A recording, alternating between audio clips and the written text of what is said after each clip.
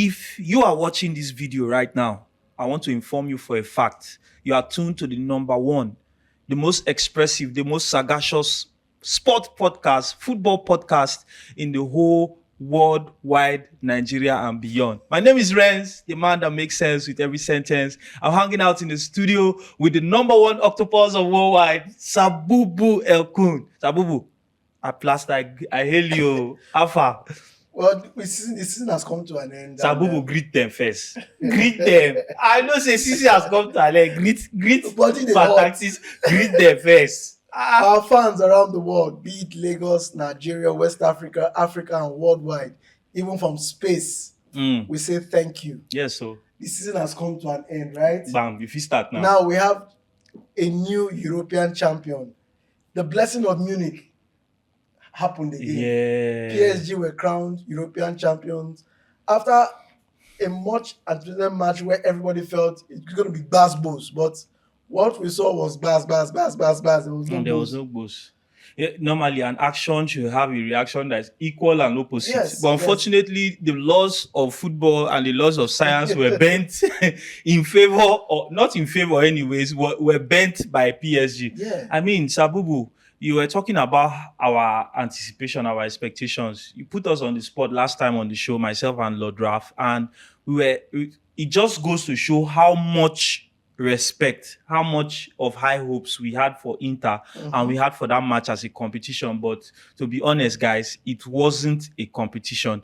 So, Sabubu, you were supposed to meet up for that final, but unfortunately it didn't happen because of, one or two reasons, work reasons. Before we talk about that final, let's talk about the Uefa Conference League. Body they hot. We'll come back. We saw a final that was more interesting as a third-tier European competition compared to the second-tier, the UEFA Cup between Manchester United and Tottenham Hotspur. And we saw Betis do their thing. Isco was dancing samba on the pitch. And I always say this in football. If you create chances you cannot score, don't expect that team to sit and watch you. Once they gain momentum, you'll be in trouble. Yeah. And as that game went on, as Betis kept missing chances upon chances, even after taking the lead in the first half, I told the guys I was watching the match with, I said, Chelsea will win this match. But how they're going to win it, I have no idea about it. Second half, they brought in the captain. We saw the role he played in taking the match by the neck. Palmer came into life. We saw every other players, they came into the game, and not only were Betis beaten, they were punished. I always tell people, if you have your chances in football, take it. Football is all about who scores more goals. Let's forget about the control here and there, the tactics and all. Yeah. If you score 3 goals and you defend, then you will win the match. So I kind of feel like, congratulations to all Chelsea fans. That was an amazing job. But, I feel like this is a coming of age moment for that Chelsea squad. Sure. In a fixture where, you were making a point about Pellegrini's tactical news and how he was going to, set up his team to cause Chelsea problems. And they did that in the first half. But I mean, Chelsea showed that they have, that mental strength, and they came back into the match. Reece James came in, and Abde's freedom of expression down his flank was cut off. I think Sancho came in the second half. Yeah, Sancho came in later. Sancho came in a few minutes before he scored. But, Reece James, the introduction of James kind of brought stability, and Chelsea started playing their own game. And I guess that's what you expect from a captain, a skipper. He has played in the Champions League final and won it. So, I mean, you don't expect him to be faced by such an occasion. And he's one of the few players that can, for a fact, tell the team, guys, this is what is demanded. Enzo has also played in a World Cup final.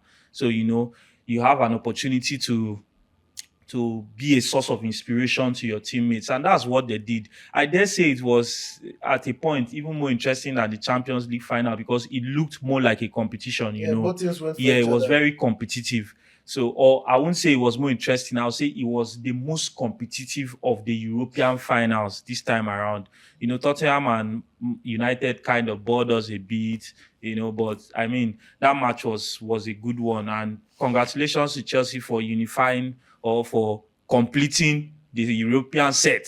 Now they are sure that they up like this, but they are not the real champions this time around. Like we said before, we had to go back to this. The real champions and the guys that deserve the lights, the camera, the action, and the attention focused on them are PSG. Sabubu, just how good were PSG on that final day? Well, what everybody needs to understand is this is a 14 years old project. 8 managers have come and gone, and they have spent over $2 billion. So this is a project that has been coming into fusion. Yeah. There have been a lot of hits and misses. misses. They've gone for the best of the best and the best of the worst. And the worst of the best. Yeah, because there are some worst of the best You that they understand? signed. So, I give it to Luis Enrique because this is a man that demanded that we must play as a team to deliver. Yeah. And why this is one of the sweetest Champions League victories in Europe, the team that he's coaching and in the league he plays, they call it the Farmers League. Yeah. Coincidentally, he beat all 4 English representatives in the Champions League, stage by stage. Now, apparently now farmers rule the world. Do you understand? Because they always have something to feed you, and they were feeding all the teams that came across them. I was saying last time on the show that PSG, they aged like fine wine in the Champions League. They got better, and they saved the best for last. Sabubu, you put us on the spot, and I was telling you, about I could analyze the game for you, but predicting it was going to be difficult. I guess I overrated Inter Milan. We all overrated Inter Milan, but based on that their performance against Barcelona. Barcelona and the way they played in the Italian league this season. You remember we said that let's give kudos to Napoli, but Inter threw it away. They were overconfident against AC Milan in that Coppa Italia semi-final, and Milan annihilated them in that match. Not 1, not 2, not 3 goals. Now, Luis Enrique is a man that I put it like he was a slow starter for a Catalan. He's a Spanish coach. I don't know if he's Catalan. He was among the first players in this era that moved from Real Madrid to Barcelona. His coaching career, he coached in Roma. I think that was one of the lowest of ebbs for him. He came to Barcelona after Tito passed on. He came over and took over the team, and he had troubles there because him and Messi had issues that Xavi was the one that had to settle them, because he told the board, he said that you choose me or you choose Messi, and Xavi understood what it meant to have both of them. Because Xavi was in the academy when he and Pep were playing for Barcelona with Luis Figo, with Marc Overmars, the Debu brothers, and Victor Bayer of Portugal back then. Bobby Robson had his set of players he brought in. Then Van Gaal had his Ajax boys he brought in. And even he played with that Munich, funny enough. So you understand that he's a guy that has seen it all. And, he lost his daughter in the course of him being manager of Spain. And you remember when Barcelona won the Champions League against Juventus, him and his daughter put the Barcelona flag in the center of the Olympic Stadium in Berlin. So, a lot of emotions for him. But let's take that aside. The players on the pitch. He went French, which is very rare for a French team. Because even the Olympic Marseille team that won the Champions League in 93 was a team filled up with Galacticos. You understand? Foreign foreign signings signing, left and right. Rudy Vola, Abedi Pele, Boli, Desai, what's the name of this goalkeeper that went to United, Fabian Fab Barthez. Barthez. You know, so he went French. They bought well this time around, Yeah. and both of us said it off camera that the changes were Dembele picking form mid-season, then that Georgian player that they brought, Kavashkala. Kvaratskhelia coming in, changed dynamic of that team. You know, as we were coming, we talked about them being very direct. Yeah. They were not scared to attack you. That's the hallmark of a very, very good team. People still do not understand that there's an Italian side to Enrique in this team. That mass defense, mass attack. So when you attack them, the whole team comes as a block. You understand? That's why Arsenal found it very difficult penetrating them. Same with Inter, there was no bite in Inter, so we won't say, you understand that kind of thing. Yeah. And I'm very sure he did that tactical twist in that quarter-final match with Aston Villa because they conceded. Yeah. And you just realize that if I continue playing like this, they it were will lacking not- a little bit of control. And they had that steal. And the best team the team that you could test against was Arsenal. When you went against Arsenal, you knew Inter were, because Inter is not as mobile as PSG, but they can be a team. They actually do have mobile players. Yeah, Unfortunately, it's just limited. That's a retirement team, to be honest. Yeah, I don't want mean any disrespect, but they have a lot of old players. You know, Yes, they have a lot of old players, and the likes of Acerbi, and then you go to their midfield. It's manned by old men. Anatovic. This guy that plays for Arsenal and Man United. So Mkhitaryan. Mkhitaryan. So a lot of them are aged. And all of these guys. So you get the point. Pavard is injury prone. It's not the same Pavard that we used to know. So now I kind of feel like you said, Enrique made a few tweaks, but I think the key and the difference in that Champions League final, Inter are not a bad team. I know they are low on confidence and they are emotionally drained from a long season because they have been competing on all fronts. They have laid it all out. But I think where the difference was made, because the match was lost in the first 10 minutes. They lost that game in the first 10 minutes. Before the players would warm up, PSG already fried them. I know the funny thing was, they saw the game going. And they couldn't do anything about it. They were watching it. And you know, if there's anything can do to you, stab you off the ball. Once they do that to you, and you're not good off the ball, there's a problem. And that's what happened in that match. Because, you know, it was like a reality check in that first time. They were wondering in one match, Simone Inzaghi stood and he was wondering what's going on. So I think basically what Enrique did was, you know, add one new dimension. He just sprinkled pepper on the pizza that he has been cooking all season, and that was introduced that intense pressing. Yeah. If you understand what Enrique's principles has always been, and that's why, like you said, he always clashes with the big egos in his dressing room, the likes of Messi, Mbappe, and stuff.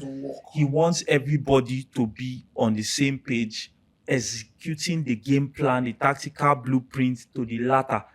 A video emerged of him trying to get Mbappe on board. He said, I need you to press like your life depends on it. You are the leader, you are the star, but you have to work because that's how we are going to get this trophy.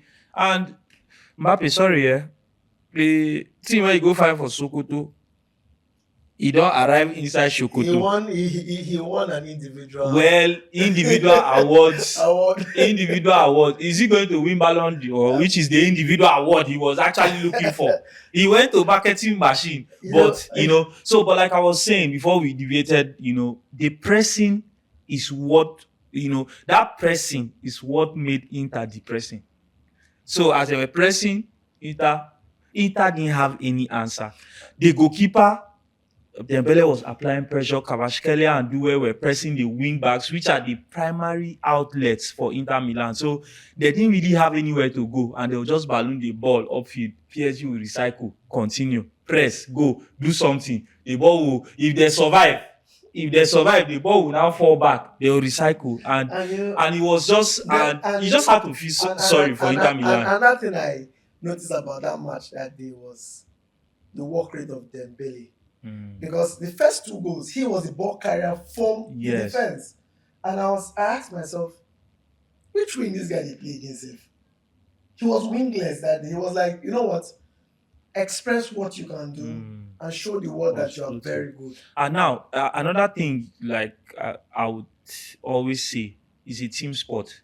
Yes. You know, Dembele knew that he was one of the major contenders for the Ballon d'Or, but the way he played in that game, he was not selfish. He wasn't. Other players were actually interested in scoring more than him. He just wanted to do his job for the team. He was giving assists, he was giving passes, he was splitting the defense, dragging runners left, right, and center. And that was an excellent team performance. Those are the stuffs you want to see in a football team. And PSG, they have cemented their place in history, both with the score line and with how they went about their victory.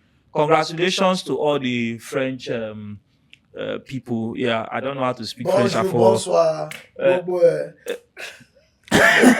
That one are French. I be bobo. Okay, no I wahala. said bobo. Oh, so congratulations to PSG. The season is now over officially. The Club World Cup is on the horizon, but I mean, we have a lot of moments to look back on this season. And guys, we have had fun on this segment for a bit. We are just going to go for a short break. When we come back, we are going to be looking at some of the transfer deals that have gone down, and we are going to see what some of these players can add to the clubs they have joined. And of course, we can see where some of the clubs can also improve. Don't go anywhere. It's still the number one, the champion, the Fantastics of worldwide. The league has come and gone. 2024-2025 season is over. We look forward to 2025-2026 season, where a lot of intrigues will take place. Clubs have done what they call a forensic analysis of their performance, and club will no get sense. You're on your own. Some managers will go. Some players We'll go. we went. Some of them have already left it. Okay. When you mean left it, the club has given up on them already. Be like, your own career is Okay, over. let's start. The managers' merry-go-round has begun already. Tottenham Hotspur want to let go of Postecoglou. Yeah. Well, we don't. It's left to them. That's their business. Our own is just to report what we hear what is happening. Well, if it's their business, it's our business, because our business is to report their business. So Big Ange will probably leave. Yes. A decision is expected maybe to Tuesday, Wednesday. There are two contenders now for major it. contenders. One is Frank. Mr. Frank of Yes. Brentford. Then Marco Silva of Fulham. Another outside contender for that job is Inzaghi. But But it is rumored that he has a big offer from Al Hilal on the table to join them before the Club World Cup. Same So with Marco Silva. So as it is, it's likely going to be Frank's own to the lose job, okay. if he's interested. Yeah. He has done a very great job at Brentford. It was just the first season and second season that he played around the relegation spot. After then, Yeah, they've they're always in the top. Yeah, in the top half, the top half of the table. So let's see how that one pans out. Maresca is safe. So what he has to do is Consolidate the squad. get the personnel that will execute the Champions League next season. Let's leave the World Club aside. That is just money-making machine for the team, and I pray it doesn't drain them against. No. Chelsea have a big squad, and the players will likely go on holiday a bit. They have a squad. They have re-added them. They have reintegrated Andre Santos. Esteval Willian is joining them for the Club World Cup. They have a robust roster, so they should be able to prosecute the competition. See, they have. You see, football is, both of us keep saying that it's a marathon. Yeah. And most times, how your preseason goes tends to shape how your season will start. Now, the Premiership is unforgiving for slow starters now. We've seen it in the past 2-3 seasons. True. So if you don't start well, you will struggle all through the season. And as much as coaches would love not to go to that tournament, but they need to go because of the financial backing that comes with it. And it's going to affect a lot of, say, Inter Milan now with their broken squad, they need to go and play that tournament. Yeah. In England, it's just City and Chelsea. So even Pep, I listened to one of his interviews, and the way his body language about the whole thing wasn't really Yeah. No, whatever it is, there are still positives and negatives. Those guys will be praying, come on, my players should not pick up. We have seen that happen before. I think Chelsea have been victims of that before. They lost Callum Hudson-Odoi and Loftus-Cheek in Sarri's final season on a postseason tour. Yeah. And those injuries derailed the career trajectories of those players. Yeah. So those all the teams will be hoping they can avoid Well, injury, see, make money, because that's what's important now. Make making money is and one thing, then head off to holiday. Another thing again is, are we going to get the best on these teams in this tournament? Oh, when the whistle blows, You if you understand? like, you be no one carry injury, you go play ball. You understand that kind of thing? So let's not worry about that. It's not going to be a problem. Well, It's not going to be a problem. you know, Football is a contest. it's easy for you to. No, to it's say- not about us. It's not going to be a problem. Once the whistle goes, if you like, don't play. They will beat you. And another thing again is they're playing in America. The weather temperature, is crazy. Yeah. No, they'll be all right. So- Like I said, let's not worry about them. They are getting paid handsomely. paid for it. The clubs are getting compensated handsomely. FIFA is getting marketing deals left, right, and center. Everybody is happy. The real winners. So of, the try and be happy. The real winners of this tournament is likely the owners of the club, FIFA, Uefa, CAF, CONMEBOL, And the local economy and local economy of America. that is hosting. Yeah. So yeah, that's that. So hopefully, it was also rumored that Cristiano was on the move from Al Nassr, looking to join a team that will allow him to feature in the club I think the club the World Saudi Cup. club ended up tying him down. Yes. No. Don't say it like that. Not like tying him down. He finally decided to stick with Al Nassr to show his loyalty and his appreciation for the investment that has been put in him. You know what I like about press conferences? they scribble what you want to hear. No. Goes with It's your not heart. that. It's not that. Ronaldo has looked at the investment that Al Nassr has made and Let's- said, "I'll stick with them." Let's stick to the Premiership before we go continental Europe. Yeah. It Jeremy Frimpong has been unveiled Yeah, at in Liverpool. at Liverpool. It is rumored that Chelsea has activated the labs. No. That one is not a rumor. He has actually had the first part of his medical So, already. yeah. But So it's something that's not officially been said. The rumors are there. no. Yeah. You understand that kind of Yeah. thing. For United, the Marcus Cunha Yes, Marcus Cunha personal terms. has been unveiled, has been Yeah, announced. But the irony about that transfer is he might likely be one or two players they would buy, because from the books and from reliable sources, United has obligation of over 200 million to make Wow. clubs For payments for players they are not even using anymore. that are due. You understand? Now they are not playing in Europe. The prize money they will get this season is one of the lowest they've ever had in their.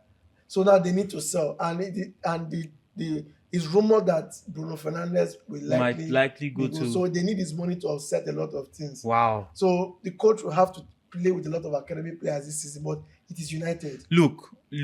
This is a message to you if you own a football club. But I know say some of us will be extended owners of football club.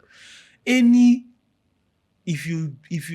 mismanagement that you do, Barcelona, it has caught up with them. Luckily for them, they got a wonderful academy that produced some players that kind of offsetted the balance. I hope Manchester United's academy can give them those quality of players. They are looking on cashing in on Garnacho now, whom Amorim has already told to find a new club after the Europa League debacle. Kobe Mino is also on the market. Those are most of their, prospects that you could really contribute in their team. The normal Now, Bruno Bruno Fernandes, who has carried Manchester United for many years, is on the transfer market. Eriksen has contract expired. Now, let's wait. Now we are getting there. Rasmus Højlund, that they have not finished paying money, that they signed him. They want to resell him. Mason Mount is on the books. Yeah, they are paying Chelsea 6 point something million. How much did they make from Europa League final? 6 point something million. So it's just it was a scatterbrained approach. And before you finish, part of the contract with Adidas was they should be in the Champions League from next season. Oh, so yes. That if they fail to be in the Champions League, the monies they've been paying, Adidas have been paying, then they'll start paying Adidas back. So they will be among the first clubs that will be paying kit deal that kit sponsor used to pay you now. They are not paying kit sponsor. Manchester United fans, I know it's not easy. But these are the times you survive. This is what they call the wilderness era. You are now in the wilderness. Please don't listen to John the Baptist as you are in the wilderness, so that you come back quick. Don't listen to Renzo. No, it's a fact. It's a fact. Stop it. Okay. Sorry, Manchester United fans. It's going to be an amazing season. Ruben Amorim is going to have a full preseason, and he's going to really go out there and drill his players on his tactical setup, and they are going to express themselves this 2025-26 season. It's going to be amazing. Stay positive. What's wrong with you? Then for Arsenal, Zubamendi's deal is dragging like forever. We don't even know. Now let me tell you something. With all this Arsenal transfer that they will agree last year, they have not announced it this year. See, that's Zubimendi. He will end up like Zubimaike. He will go here and end up there. Yeah, it has been agreed. We are not seeing him now. Okay. When it comes to transfers, you hear a lot of rumors. You begin to wonder. We don't know what's happening. They said Sesko has agreed personal terms. Nothing. No. It's not like that. It's like this. Arsenal have had a meeting with Sesko's entourage. Gyökeres discussing personal terms. Hugo Ekitike being considered as alternative if Sesko. Oh, you don't know him. Eintracht Frankfurt striker that is being pursued by Chelsea. But Arsenal. Right now, the one that's giving me concern is the Bayern Leverkusen Whiskey. Okay, Whiskey. I didn't say the musician. Yeah, and now they talk now, Florian Whiskey now. Okay. As it is now, Bayern Leverkusen is just increasing the money every week. Now they've asked Liverpool to pay between 140 to 150 million. See, those it's as if every week Leverkusen becomes more wicked. How can you, player that you were saying that 120 million euros, which should be around 89 or 96 about pounds should do. Now they have bid 130 million. No. 135. No. Now you are going very soon. Now world transfer record go because of player. But anyways, Liverpool are silently going about building a very formidable squad. Yes. Milos Kekes is also being linked with them. Actually, that one is personal terms have been agreed. It's just a matter of transfer fee, which should cost about 40 million, and it will be a deal is done. So Liverpool, well, they are doing well. If they can get Wits over the line, all of us will need to fear Liverpool next season. When we started this show in August, I told you something about Liverpool. I said Liverpool is a club that they don't sign anyhow. You see, if they want a player, they will go all out to sign that player. Even if they're going to pay over the top, they get a good deal in structured payment that won't really hurt the club, even if they are going to pay over the top. Yeah. It's a team I really respect when they want to buy players, because they have a way of selling their projects to the players. And they don't just buy players because they want to buy players. Yeah. They buy players for specialized positions. Yes, and to really improve the quality of the team. So they are doing good. Real Madrid has signed what's the other guy from Bournemouth? Dean Huijsen. Huijsen is an old deal. They have also agreed for Carreras from Benfica. It's coming there as a fresh player. Apparently, Real Madrid has reset, press factory reset on their back line. Hopefully, Eder Militao, Rudiger will be up and fit for the new season, and then they have a young prospect who will add more and add a new dimension to their back line. They now have Trent, they have Carvajal, they now have Carreras, and of course, Mendy is still on board. So their defense is well stocked for the new season. Xabi Alonso has been announced, has joined, and hopefully they can build a squad that really pushes Barcelona to the very end for the league and also for the Champions League. So it's an interesting one to watch out for. Bayern Munich snatched tar from the hands of everybody. Everybody knew there was good. I think he was leaning towards Barcelona, but Barcelona just couldn't sort out their finances on time to really strike a deal with him. Barcelona are, in a position where they just need to free up the books a little bit, sell one or two players, and then they can register new ones. So Barca just need basically maybe a backup striker to Lewandowski. They just a right winger. Rashford is being linked, so he's very eager to join them. So hopefully they can get a deal done with Man U. But Man U will be demanding like 40 million. I don't know whether Barcelona have that kind of money. Yes. Then they need a left back to cover for Balde, because when Balde was injured, they really suffered. I also think they need a centre back. I don't know about them, but they might be fine with the options they have. So basically, that's it for Barcelona. Some other deals that are going down. Kevin De Bruyne is landing in Naples, and I think Napoli are also front runners for Garnacho. It was an open secret for KVB. For KDB, We right? all knew that he said he wasn't going to play for any team in England, and he didn't want to head to MLS just yet. Yes, he has a lot to offer, and I can't wait to see him in Italy next season. Yeah, because the league suits his style of football. Not really just his style. Because he has aged. He has aged. So it will suit him. And we know that, Italians, we know Italy is a retirement league. The pace of the league allows for technical players to flourish even in the latter stages of their career. And that's why you have the likes of Pello playing way into his 30s. You had the likes of Mkhitaryan still playing there, and Acerbi. And I even heard that Modric might land in Inter Milan. Inter Milan, what's your plan? See, what I want next season from Napoli, I want to see how Conte will navigate the Champions League. I don't have much hopes for them. I don't, honestly. But with KVB, it might happen. Well, he's a special player, so he can unlock a lot of defenses. And I learned they are looking at signing Gyökeres. If they get a striker of that caliber, I believe they could really go far in that competition. Garnacho is also being linked, but Garnacho is saying that he prefers to stay in England, so he's angling for a move to Chelsea.